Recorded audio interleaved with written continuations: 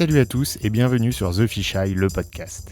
Il y a quelque temps, j'ai caché dans un des chapitres d'une petite histoire que j'écris sur Wattpad et qui parle d'un héros hirsute qui chevauche un cochon blond, un easter egg, un œuf de Pâques, un mystère à trouver par les lecteurs. À ceux qui le dénicheraient le plus rapidement, j'avais promis qu'ils pourraient choisir le thème d'une chronique du podcast. Eh bien, on y est. Cette chronique est donc dédiée à Alexis et à Chapi qui m'ont donné le thème « La littérature fantasy ».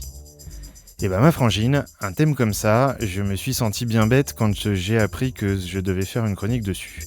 Ça m'a demandé du temps car je n'ai pas lu des tonnes de bouquins dans le genre, même si j'en apprécie les classiques, et au bout du compte, je me suis lancé.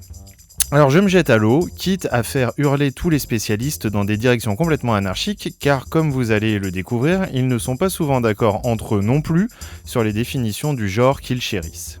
C'est quoi la fantaisie ? Pas la fantaisie qui s'écrit IE, qui fait que parfois on aime se mettre une plume dans le derrière et des lunettes rouges à la fois rondes et carrées, mais la fantaisie avec un Y, comme tout bon anglicisme, qui est un style littéraire. Alors vous me direz, ça doit être à peu près la même chose. On met une veste à paillettes et des bijoux de surfeur au Père Goriot, le tour est joué. Eh ben non, pas du tout monsieur dame, ça n'a rien à voir. On parle de la fantaisie qui a fait naître des nains, des elfes, des arbres qui parlent et des dragons. Ces derniers qui ne sont d'ailleurs ni plus ni moins que de gros lézards volants accros aux jalapenos, ces petits piments mexicains qui font le bonheur des fast-foods et des proctologues. On parle de la fantaisie qui nourrit les rayonnages des librairies du monde entier, de Vesoul à Levallois-Perret, en passant par Tombouctou et les terres du milieu. Car un bon ouvrage de fantaisie, avant toute autre chose, c'est un pavé, voire une succession infinie de pavés dépassant parfois allègrement chacun le millier de pages. Oui, le millier. Car de Tolkien à Pratchett, tous les auteurs de ce genre foisonnant ont besoin de créer un univers et d'y émerger le lecteur. Et c'est bien là une des caractéristiques des romans du genre. Chaque artiste a besoin d'inventer un monde qui a autant d'importance que l'intrigue qu'il veut y faire jouer. Beaucoup d'ailleurs dessinent des cartes et inventent des bréviaires et même des bestiaires pour que le lecteur puisse s'y retrouver et se sentir à l'aise avec toutes les inventions. Car il faut pouvoir comprendre ce qu'on lit. Si je vous dis par exemple, je sors de la pharmacie, je descends juste de la bascule, je pèse mes 80 kilos. Vous visualisez bien la scène, les repères sont clairs pour vous et vous vous dites en plus que j'ai dû gagner un sacré pari pour réussir à placer du Sandrars dans cette chronique et vous avez raison. Mais si je vous dis mon transmoi subplane hors de l'échoppe du lycoromètre et mon diagramme astrocubital est environ 100 picoloutres, vous êtes perdu, non ? Et vous avez donc besoin qu'on vous guide pour tout comprendre. D'où les longues descriptions et ou les nombreuses annexes dans ce type de roman. Par contre, si vous avez compris ce que j'ai dit, c'est que vous êtes vous-même un nain elfe guerrier des terres presque du milieu du 3e cycle des chronofacteurs et on se demande donc ce que vous fichez là. Mais peu importe. Maintenant que vous êtes assis avec nous, si tant est que vous puissiez vous asseoir car nos auteurs favoris du genre ont une fâcheuse tendance à déshumanoïdiser leurs protagonistes, en plus d'être, comme je viens de le faire, des saltimbanques du néologisme, histoire de faire encore plus réaliste dans l'imaginaire. Rien que cette phrase, par exemple, est typique du genre et sert à embrouiller les certitudes du lecteur. Donc, si vous êtes ce fameux nain elfe dont on parlait et que vous avez quand même pu vous asseoir ou vous mettre dans n'importe quelle position qui vous fut confortable et qu'on vous demandait de nous raconter en quoi votre univers est une fantaisie, eh bien c'est a priori plutôt le nôtre que vous trouveriez fantaisiste, avec ses arbres qui ne contiennent aucun royaume et sa terre désespérément sphérique que ne porte aucune tortue géante. Qu'est-ce qui distingue donc la fantaisie du reste des genres littéraires, en dehors de ce goût avéré pour l'imaginaire déroutant ? Eh bien, là-dessus, les spécialistes divergent, ce qui est déjà beaucoup, et bataillent même, ce qui ne rend pas la vie aisée aux auteurs pour savoir se placer, ni aux libraires pour comprendre sur quel rayonnage poser un bouquin. Vous avez déjà dû entendre parler de la démonstration du chat. Il y a un chat qui parle, et en fonction de la réaction des autres protagonistes de l'histoire, on sait dire si l'œuvre est de tel ou tel style. Si vous n'avez jamais entendu parler de cette démonstration, alors utilisez les moteurs de recherche adéquats et vous tomberez dessus facilement. Au passage, on notera encore la progression lente mais certaine de l'invasion de notre monde par les félins psycho-reptilo-illuminato-ronronards qui, après avoir dispersé des lolcats à travers les réseaux, viennent envahir les démonstrations littéraires.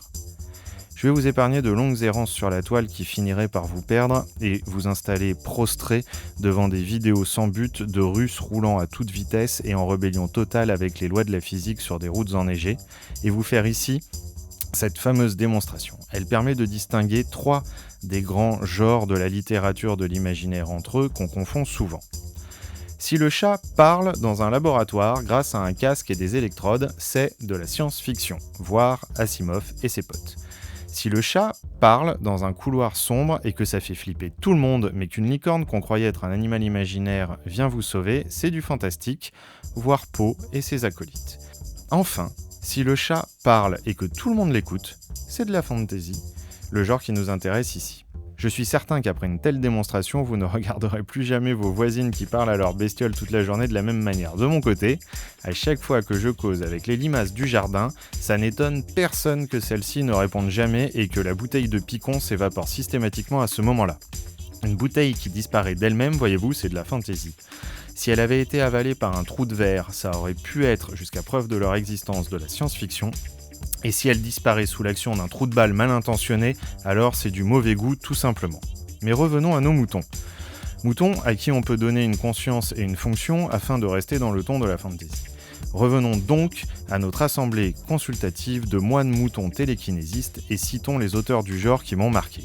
Tolkien, bien sûr, qu'on ne présente plus, même si pas mal de gens l'ont lu, beaucoup plus sont allés au cinéma et maintenant tout le monde a conscience que les nains ne sont pas du tout des personnes de petite taille, mais de valeureux guerriers barbus et trapus avec une hache et une haine farouche des elfes, qui eux aiment les feuilles et les langues imprononçables tout en se taillant les oreilles en pointe. Ce même Tolkien aurait été influencé par un certain Maurice, qui n'est pas le dessinateur de Lucky Luke ni un garçon prénommé Philippe, qui dans le courant du 19e siècle a été un des précurseurs du genre, tout comme le nommé MacDonald, dont on ne sait absolument pas si son descendant s'appelle Ronald et qui ne mangeait certainement pas aussi vite qu'on le prétend aujourd'hui. J'ai personnellement aussi été bercé par Howard avec son Conan, dont l'ami Arnold Hess, ancien sénateur de Californie, interprétera avec son style tout autrichien le rôle à l'écran, et pour une partie de son œuvre qu'on peut rapprocher de ce style, Lovecraft bien sûr. Là aussi, il y a des débats immenses qui remplissent des terabits de stockage de données faites d'échanges acerbes entre les plus grands fans pour savoir si le maître était un auteur fantastique ou de fantasy. Je ne me prononcerai pas, de peur que Cthulhu me kidnappe. Plus tard, j'ai croisé Harry Potter de J.K. Rowling comme tout le monde sur la planète et entre-temps j'avais fait un détour par le monde de Narnia de Lewis, l'histoire sans fin de Michael Ende, qui m'a donné envie très curieusement de me mettre à jouer à Donjons et Dragons et de manger des pommes, et La Tour sombre de Stephen King, évidemment. Enfin, j'ai été aspiré par le trône de fer du gars George, d'abord par la série, puis par les textes. Tous ces livres, toutes ces œuvres, m'ont donné goût au genre et m'ont montré par le talent de leurs auteurs les possibilités infinies de l'imagination. Et même si je n'en lis pas souvent, j'aime qu'on m'en conseille. Le problème restant la taille de ces épopées qui demandent souvent de prendre une année sabbatique pour en venir à bout. Évidemment, je ne vous parle ici que de littérature et en aucun cas de toutes les expressions possibles de ce style qui s'étend sur tous les modes. Jeux, cinéma, télévision, avec le Camelot d'Alexandre Astier par exemple.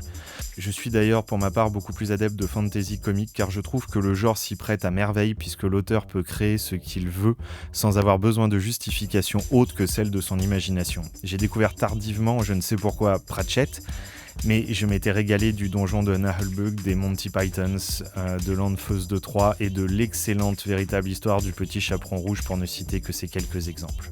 Je ne suis pas assez féru d'histoire de la littérature pour vous en faire une plus grande analyse, mais ma perception est que bien que ce soit une littérature dite jeune et moderne qui a succédé à un fantastique plus traditionnel, on retrouve néanmoins exactement les mêmes intentions que celles qui ont forgé la mythologie antique dans les récits classiques.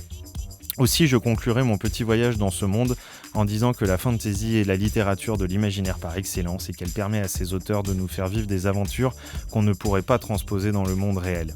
Si vous n'avez jamais tenté le coup, alors il y a forcément un genre de fantasy qui vous conviendra, que ce soit comique ou dark, héroïque, arthurienne, médiévale fantastique, urbaine, animalière, space et encore bien d'autres. Vos libraires préférés, où qu'ils soient, seront là pour vous conseiller. De mon côté, je vous laisse, je vais attaquer le 16e tome des Chroniques du Disque Monde de Terry Pratchett. Je vous dis à bientôt et d'ici là, soyez heureux.